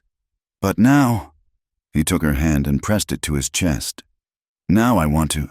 I want to see the snow with you. I want to see the grass grow. I want peace. Then we will find it, Clara promised. The night before they planned to leave, the air was cool and sweet. They sat on the porch steps, watching the stars wheel overhead in the vast, ink-black sky. The Milky Way was a smear of diamond dust across the heavens. The tension of the chase, the fear of the preacher, the weight of the gold, it all seemed to recede in the face of the immense silence of the desert. Taza turned to her. He did not say a word.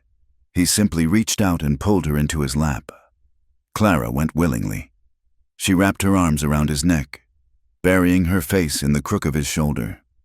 Tomorrow, we run. Taza whispered into her hair.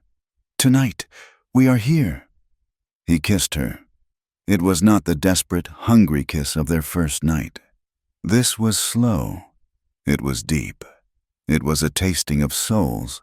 He kissed her mouth, her eyelids, the pulse at the base of her throat. He unbuttoned her dress, his fingers clumsy but gentle. The night air was cool on her skin, but his hands were on fire. When she was bare before him in the starlight, Clara felt a sudden flash of shame. She was 30 years old. Her body had borne a child. She had stretch marks on her hips and scars on her soul. I am not beautiful, she whispered, trying to cover herself. Taza pulled her hands away. He looked at her with a fierce intensity. You are the earth, he said. You are the river. He leaned down and kissed the silver lines on her stomach where her daughter had grown. He kissed the old bruise on her hip where the mule had kicked her a year ago. He kissed the faint white scar on her chin from Samuel's ring. Brave woman, he murmured against her skin. Every mark is a battle you won. Clara began to cry. She had never been worshipped. She had been used. She had been tolerated, but she had never been seen as sacred. I love you, Taza said. The words were foreign in his mouth. English words that felt too small for what he felt. But he said them with the solemnity of a vow. I love you, Clara, Clara sobbed, holding his head against her chest. I love you, she choked out.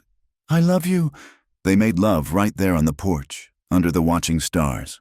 It was a slow, rhythmic joining, a desperate attempt to merge two souls into one before the world tried to tear them apart. It was honest. It was raw. It was the most holy thing Clara had ever known. Later, when the moon was high, they sat by the dying embers of the fire in the kitchen. They were packing the last of the supplies. Clara picked up a small, framed tintype from the mantel. It was the only picture she had of Samuel. He was standing stiffly in his wedding suit, one hand resting on a chair, his face unsmiling. She looked at the man who had made her life a prison. She looked at the stern eyes that had watched her cry and felt nothing. Taza watched her from across the room. He did not speak. He knew what this moment was. Clara walked to the hearth. She pried the tintype from its frame. The metal was cold. Goodbye, she whispered. She tossed the picture into the coals. It did not burn immediately. The edges curled, the image bubbling and blistering. Then, with a small whoosh, the chemicals caught fire. Samuel's face turned black, then crumbled into ash. Clara felt a weight lift from her chest, a physical sensation of release. She turned to Taza. He opened his arms, and she walked into them. He held her while the smoke rose up the chimney, carrying the past away into the night. It is done, Taza said. Now, only the future. Yes, Clara said. Only the future. The next morning, Clara rode into town one last time. She needed to buy a second horse. The mule was strong, but they needed speed if they were to outrun the posse that would inevitably come. She took a handful of gold coins, concealing them in her bodice. Wait for me near the cottonwoods, she had told Taza. I will be back before noon. The transaction in town took longer than she expected. The horse trader was a haggler, and Clara had to be careful not to seem too eager. By the time she secured a roan gelding and rode out of Las Cruces, the sun was already high. A sense of dread began to build in her stomach as she rode. It started as a flutter and grew into a cold, sick knot. The road seemed too quiet. The birds were not singing. She pushed the horses into a gallop, the roan trailing behind Bess on a lead rope. When she crested the final ridge that overlooked her valley, her heart stopped.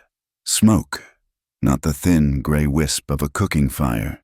This was thick, black, oily smoke, billowing up into the blue sky in a choking column.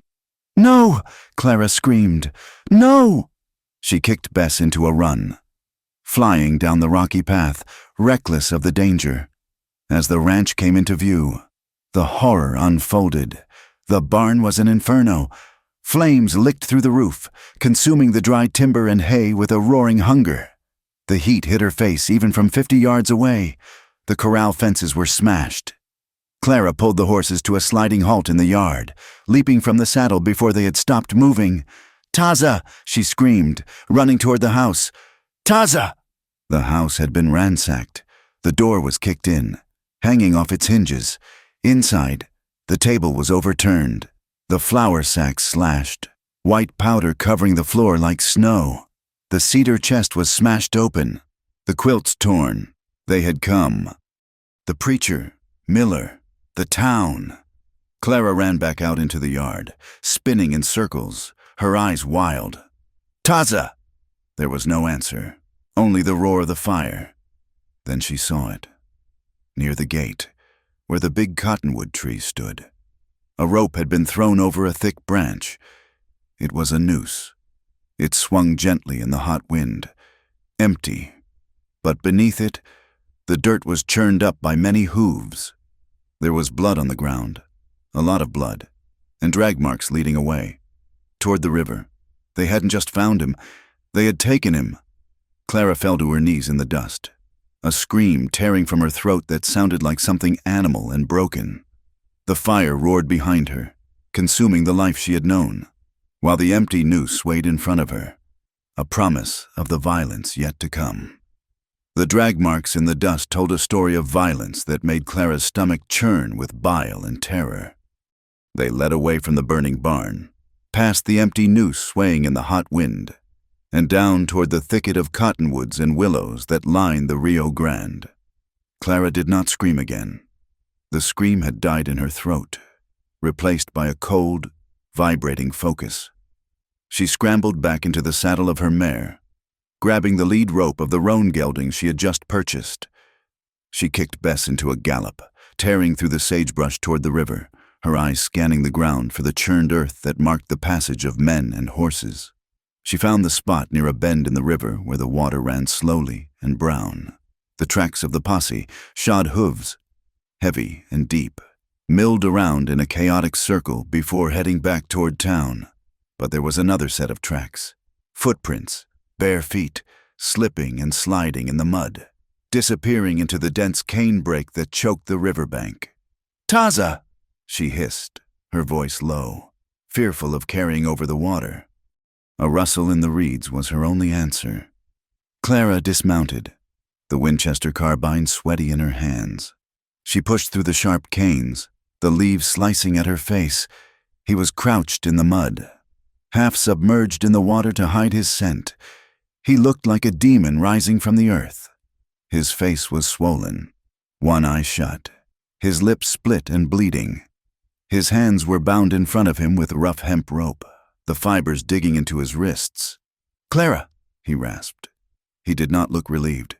He looked terrified. "Go! They come back!" Clara dropped the rifle and fell to her knees in the mud. She pulled the skinning knife from her belt, the one she had bought in town days ago, and sawed frantically at the ropes. "They tried to hang you," she whispered, the tears finally spilling over. "I saw the rope. The branch broke," Taza said, his voice devoid of emotion. "The wood was old. I fell. I ran." He spat blood into the water. "The preacher. He leads them. Miller is with him." "And others, men who fought in the gray coats. They hunt like wolves." The rope snapped. Taza rubbed his raw wrists.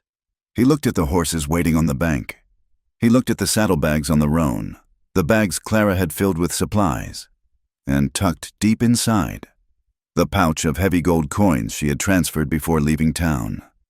"You bought horses," he said. "I told you I would be ready." Clara said. She grabbed his arm, trying to pull him up. Can you ride? Taza gritted his teeth and stood. He swayed, water streaming from his buckskins. I must ride. Then we go, Clara said. Now. They mounted up, Taza taking the big roan gelding. He hunched over the saddle horn, his breath coming in short. Sharp gasps. But his hands were steady on the reins. They did not head for the road. They plunged into the river, crossing where the water was shallow to hide their tracks, and scrambled up the far bank into the rocky foothills of the Doña Ana Mountains. They rode hard, pushing the horses until their coats were frothed with sweat, driven by the knowledge that J.T., Miller, and Reverend Caldwell were not men who gave up a chase.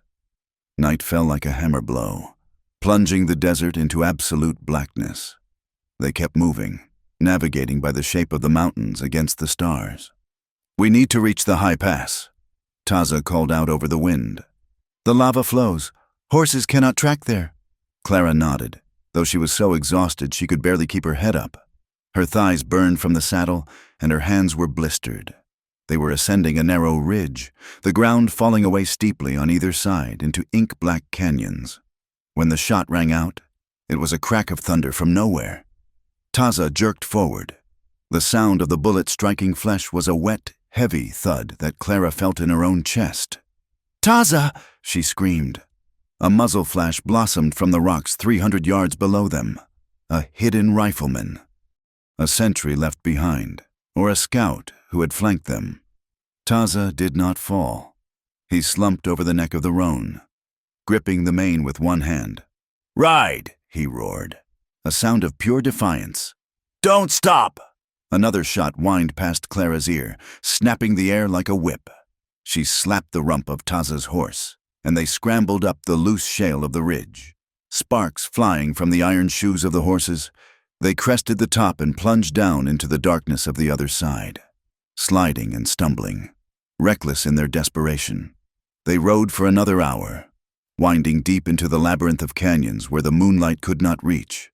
Only when the silence of the desert returned, heavy and total, did Clara dare to pull alongside him.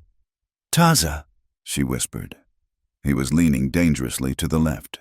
His breathing was a jagged rattle. Here, he gasped. Cave. He pointed to a dark maw in the canyon wall, half hidden by a twisted juniper tree. Clara helped him down. He was dead weight now. When his feet touched the ground, his legs buckled. She caught him, staggering under the burden, and dragged him into the shelter of the cave. It was small, barely deep enough to keep the wind off them, and smelled of bat guano and dust. Clara struck a match, her hands shaking so badly she wasted two before the flame caught. She lit the small lantern she had bought in town. The light revealed the damage. The bullet had caught him in the side, just above the hip. It was a nasty, tearing wound. Blood soaked his leggings and pooled on the stone floor. Clara felt a scream rising in her throat again, but she swallowed it down. There was no room for panic. Panic was a luxury for the living, and Taza was dying. The gold, Taza whispered, clutching at her sleeve. Take it. Leave me. Shut up, Clara said fiercely. She ripped the hem of her petticoat, tearing long strips of white cotton.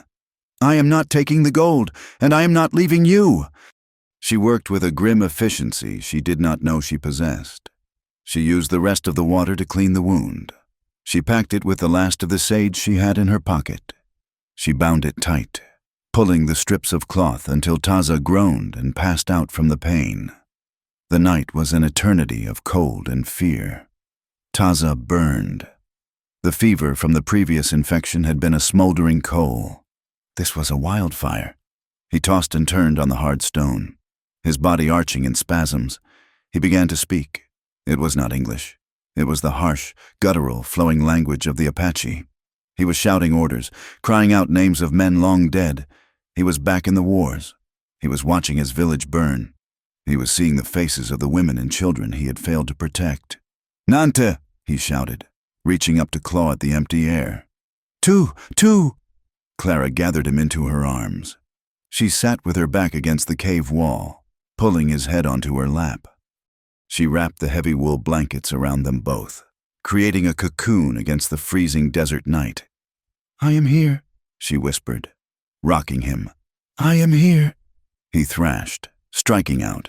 His hand hit her cheek, hard, but she did not flinch. She caught his hand and held it against her chest. "Shh," she soothed. "The fighting is over. Sleep now." She sang to him. She sang the lullabies her mother had taught her, and when she ran out of those, she sang hymns she had learned in church, hymns about a gentle shepherd and green pastures, lies that felt comforting in the dark. At some point near dawn, the delirium broke. Taza went still. His breathing was shallow, barely a flutter against her ribs.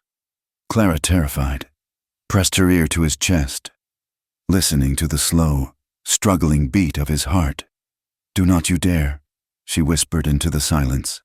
"Do not you dare die on me. Taza, we have the gold.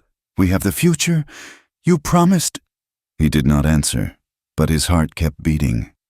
They stayed in the cave for 4 days. The horses, hobbled in the canyon below, grazed on the sparse scrub brush.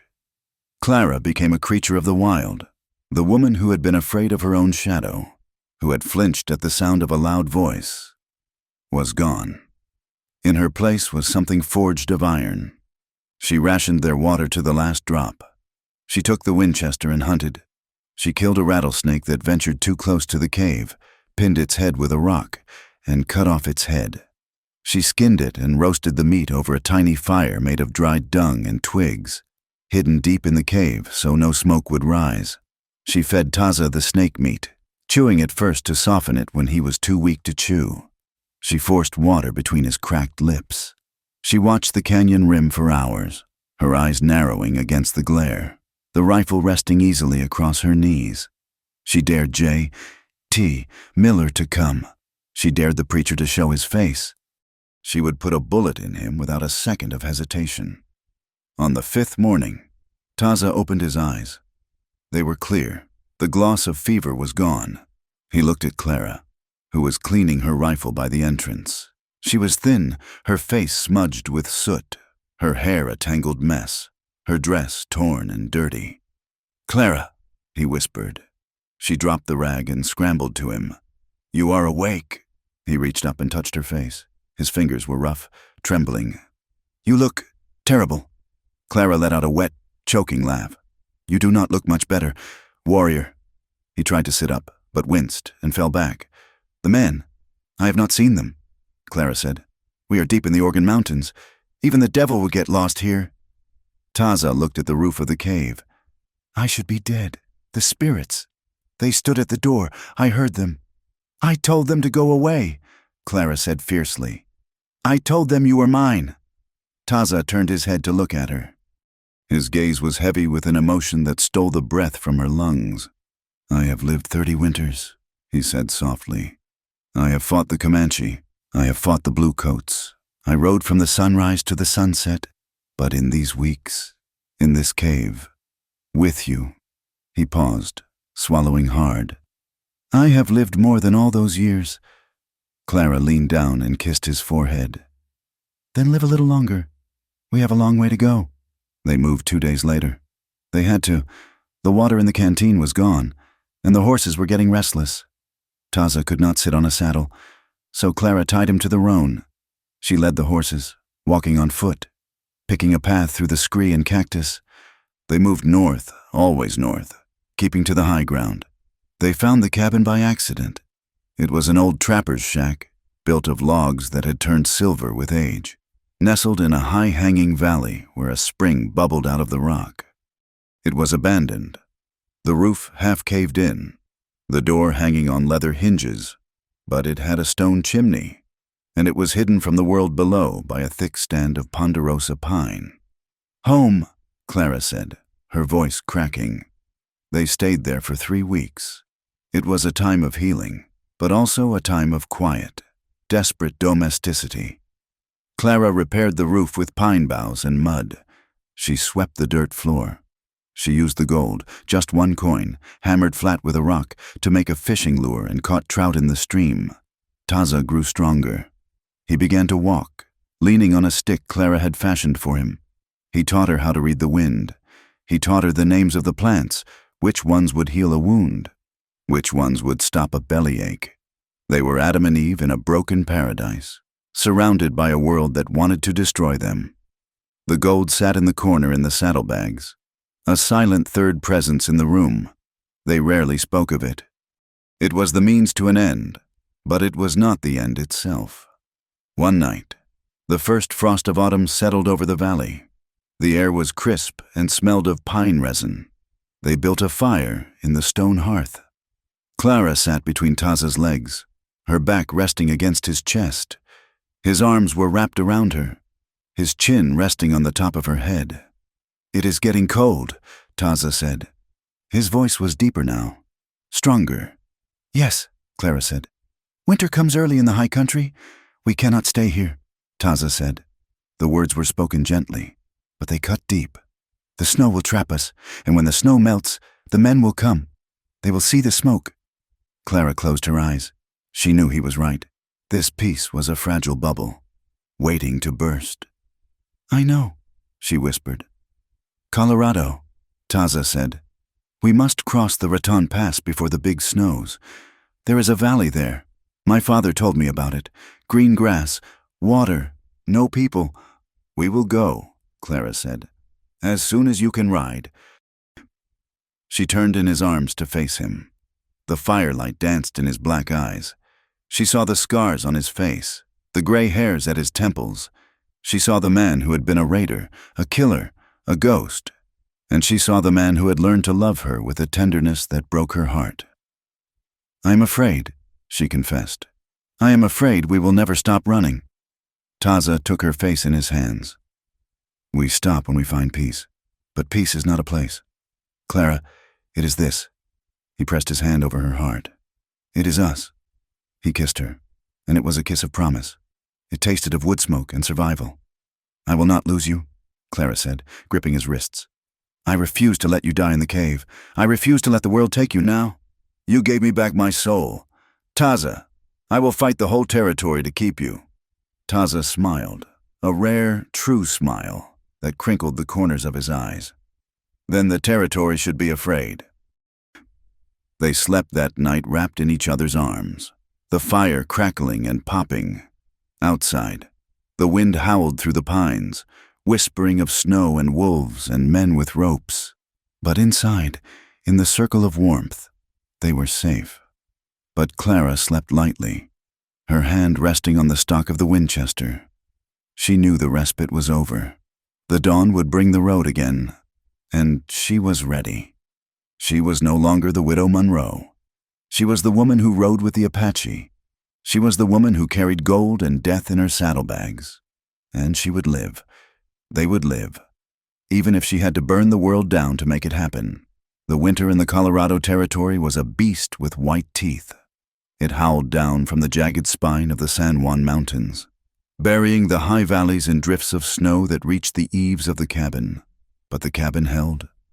Clara and Taza had chinked the logs with river clay and moss, and the hearth fire burned day and night, a beating heart of warmth against the frozen world. When the thaw finally came in the spring of 1880, it arrived with the roar of meltwater. The rivers swelled, turning from ice-locked ribbons into thundering torrents of gray and green. The valley floor, hidden deep in the folds of the mountains, shook off its white shroud and exploded into a vibrant, shocking green. They were no longer the fugitives who had scrambled through the canyons of New Mexico with blood on their hands. To the few scattered homesteaders in the region, they were Mr. and Mrs. Thomas Carter. They were a quiet couple, hard-working and private, who had bought the old homestead at the end of the Box Canyon. Thomas Carter was a dark man, his skin the color of cured tobacco. His hair kept long but tied back neatly with a leather thong. He wore his hat low. The locals assumed he was of mixed blood, perhaps Mexican and French trapper. But in the West, a man's past was his own business, provided he paid his debts and did not steal his neighbor's cattle. Life was hard, but it was a clean hardness. It was the ache of muscles worked to exhaustion, not the gnawing pit of fear in the belly. Clara took to the land as if she had been born to it. She used a portion of the gold, carefully, always carefully, to buy seed and tools from the trading post in Silverton. She planted rows of hardy potatoes, turnips, and winter wheat. She coaxed a garden from the soil, fighting the weeds and the deer with a fierce possessiveness.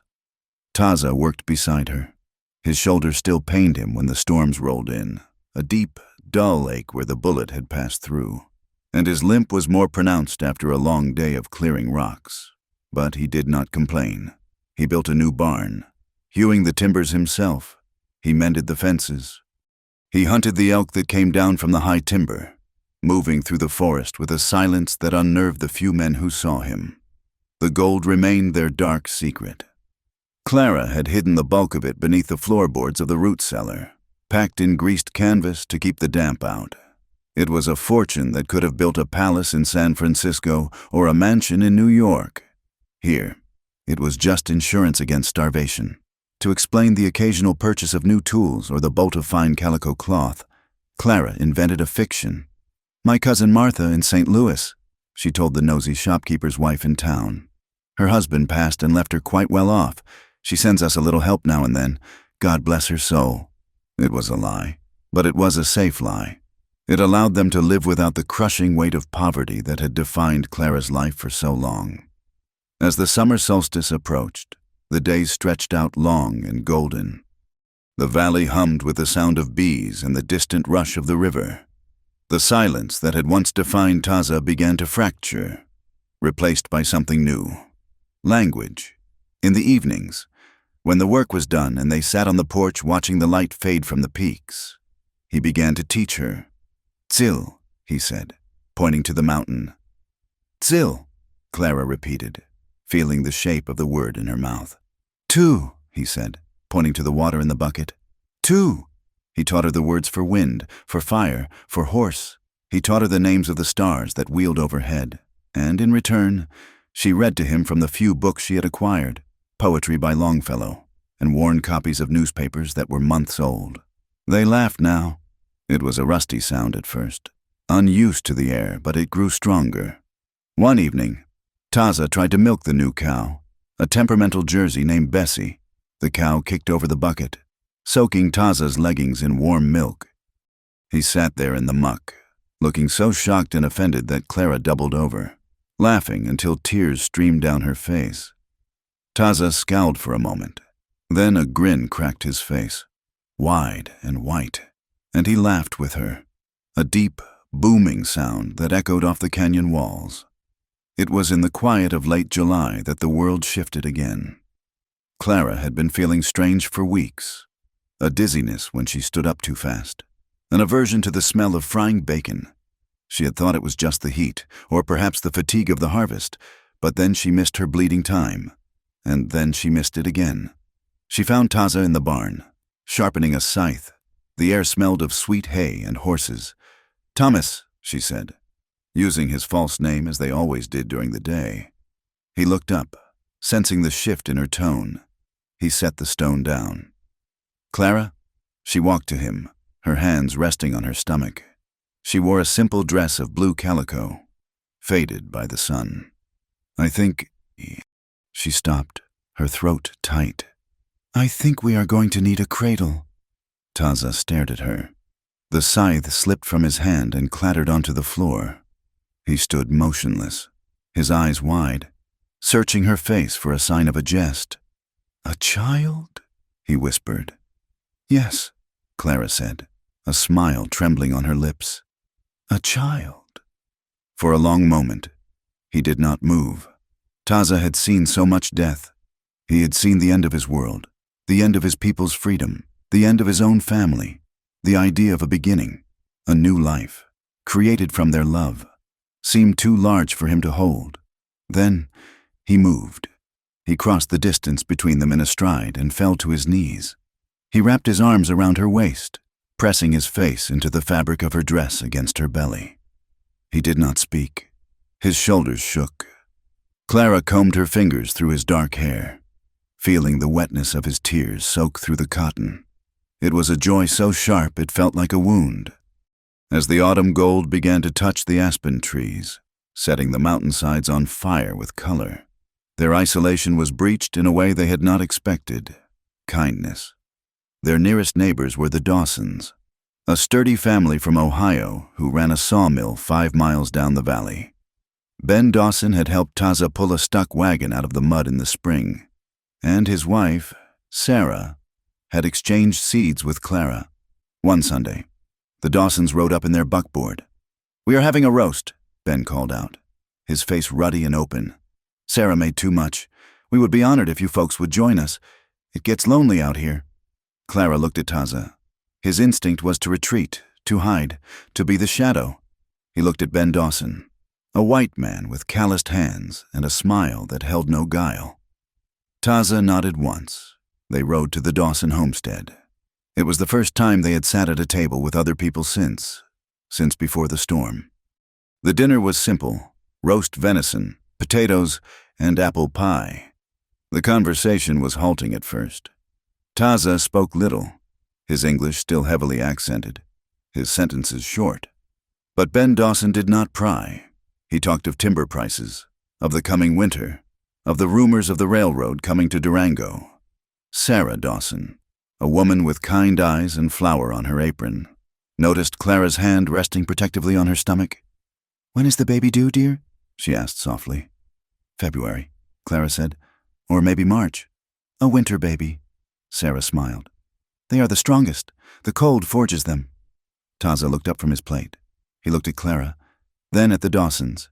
He saw acceptance, not as an Apache, perhaps they likely still thought him Mexican, but as a man, as a father, as a neighbor. "Strong," Taza said, his voice quiet but firm. "He will be strong." Ben Dawson raised his glass of cider. To the new arrival, and to good neighbors, they clinked glasses. The sound rang like a bell, a note of normalcy that Clara had thought she would never hear again. A month later, a circuit-riding preacher came through the valley. He was not like Reverend Caldwell. He was a small man on a tired horse, his coat dusty, his Bible worn from use. He held a service in the Dawsons' barn. Clara and Taza stood in the back. Taza held his hat in his hands, watching the preacher with the wary eyes of a hawk. But he listened. The preacher did not speak of hellfire. He did not speak of the wrath of God upon sinners. He spoke of the prodigal son. He spoke of broken things being made whole. "There is no pit so deep," the preacher said, his voice echoing in the rafters, "that love cannot reach down into it. We are all fugitives, running from our own hearts. But when we stop running, when we turn and face the light, we find that we were never truly lost. We were just waiting to be found." Clara felt the tears hot on her cheeks. She reached out and took Taza's hand. He squeezed it, his grip hard and anchoring. He understood. They had run from the law, from the army, from death itself, but they were not running anymore. The first snow of the season fell in late November. It was a soft, quiet snow, dusting the pines in sugar. That night, the moon was full, turning the valley into a landscape of silver and blue shadow. Taza put on his heavy coat and beckoned Clara to the porch. "Come," he said. They stood in the cold air, their breath plumbing before them. The world was silent, suspended in the ice. Taza turned to her. He reached into his pocket and pulled out something small. It was not gold. It was not a diamond bought with the blood money in the cellar. It was a ring. He had carved it himself, spending hours whittling and polishing by the firelight. It was made from a smooth, dark river stone he had found in the Animas, inlaid with a thin band of silver he had hammered from a coin. It was rough, simple, and ancient. He knelt in the snow on the porch boards. "Clara," he said, "I have no name to give you. Taza is a ghost. Thomas Carter is a mask." He looked up at her, his face open and vulnerable in the moonlight. "But I am a man. I am the man who loves you. I have nothing but this land, and these hands, and the beat of my heart. But they are yours. Until the mountains fall, until the rivers dry." He held up the ring. "Will you take them?" Clara dropped to her knees in the snow beside him. She took the ring. It was cold against her skin, but it warmed quickly. She slid it onto her finger. It fit perfectly. I take them, she whispered. And I give you mine, my past, my future, my soul. I take you. Taza, I take you. Thomas, I'll take the man. He kissed her hand, pressing his lips to the stone ring. Then he pulled her into his arms, and they kissed under the cold, indifferent stars. But the stars were not indifferent to Clara anymore. They were witnesses. They went inside, leaving the cold behind. The fire had burned down to glowing embers, casting a deep, red warmth over the room. They undressed slowly, without the frantic haste of their first nights, without the desperation of the fugitives. This was the love of a husband and a wife. Taza laid her back on the quilt-covered bed. He moved over her, his weight familiar and grounding. He kissed the swell of her belly, murmuring words in Apache, blessings for the life growing inside. He kissed the scars on her soul that only he could see. Clara opened to him, surrendering completely. There was no fear left in her. The abusive ghost of Samuel was gone. The terror of the desert was gone. There was only the friction of skin, the heat of breath, the slow, tidal rhythm of two bodies moving as one. It was a quiet ecstasy. It was a communion. They moved together in the firelight, speaking without words, reaffirming the pact they had made in blood and sealed in love. When the climax came, it was a shuddering release that left them clinging to one another, anchored in the safe harbor they had built against the storm. The years would come. The winter would be hard. The gold in the cellar would slowly disappear, turned into fences and plows and books for the child. The world would change. The railroad would come. The territory would become a state. The old ways would fade into memory. But for now, there was peace. The story ends on a morning in early spring. The sun is just cresting the peaks of the San Juans, painting the snow in shades of rose and gold. Clara stands in the field near the house. Her belly is heavy with the child who will come any day now. She rests one hand on the small of her back and the other on the handle of a hoe. She is looking at the green shoots of the winter wheat pushing up through the dark, rich soil. She looks tired, but her eyes are bright. She looks unbreakable. On the porch of the cabin, Taza sits in a rocking chair he built from willow wood. He is whittling a toy horse. A Winchester rifle rests across his lap, oiled and ready. He is watching the tree line, watching the road, watching the horizon. The warrior is still there, vigilant and dangerous. He will never fully sleep. He will always watch for the wolves. But as he looks at Clara in the field, at the woman who carries his future, his hand leaves the rifle and rests on the arm of the chair. Behind them, deep in the cool earth of the root cellar, beneath the sacks of potatoes and the jars of preserved peaches, the last of the stolen gold sits in the dark. It is cold. It is dead metal.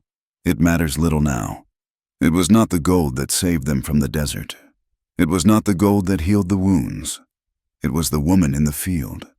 It was the man on the porch. It was the fierce, defiant choice to love in a world that wanted them to hate. Taza stands up. He leaves the rifle on the chair and walks down the steps, moving toward his wife, toward the sun. Thank you, dear reader, for riding down this long, dusty trail with me. We have traveled through the storm-swept plains of New Mexico, hidden in the dark caves of the Organ Mountains, and finally found a little peace in the high valleys of Colorado. It has been my absolute privilege to spin this yarn for you. The West was a hard place, full of jagged edges and broken promises, but it was also a place where redemption could bloom like a cactus flower in the dust, unexpected and beautiful. I would love to hear your voice around the campfire. Please leave a comment below and tell me where you are listening from. Did Clara and Taza's journey touch your heart? What do you think will happen to their child in the new century to come? If you enjoyed this tale, I kindly ask you to subscribe to From Wild West so you never miss a story. There are many more legends sleeping in these hills, waiting to be told. Until we meet again on the trail, keep your powder dry and your heart open.